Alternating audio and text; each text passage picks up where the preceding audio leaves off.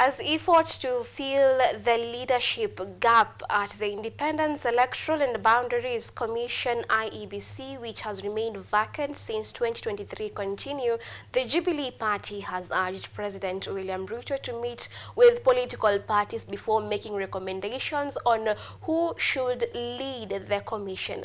As reported by our very own Emmanuel Kutosi, the party's Secretary General Jeremiah Kioni emphasized the need to involve political parties to ensure transparency in the formation of the commission that will oversee the upcoming elections.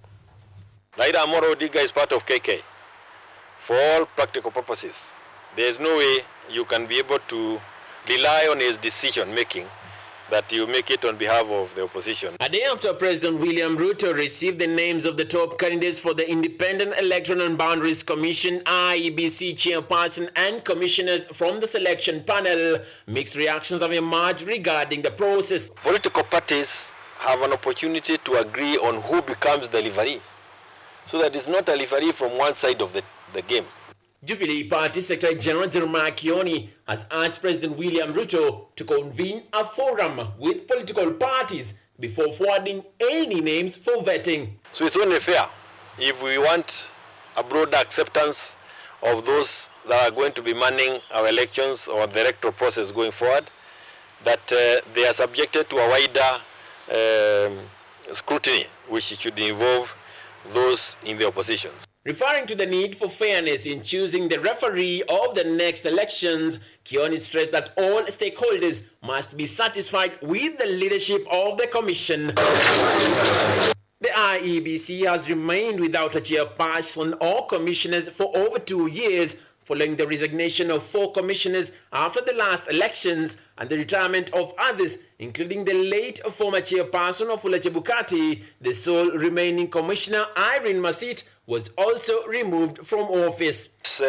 Before he ceased to agree on that name, why is it not possible to have a discussion around the 2 names or 3 names that the panel arrived at?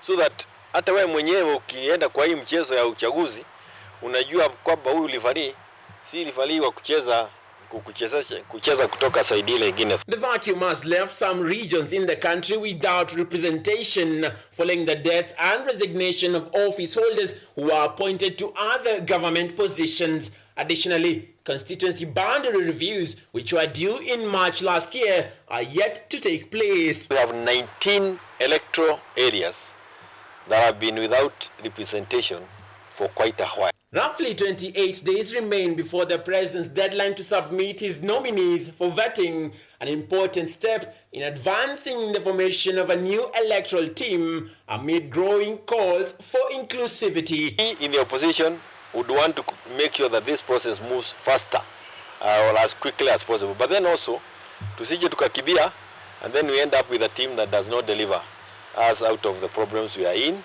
Emmanuel Kutosi, KUTV. Situangalie pale tunaenda jamani.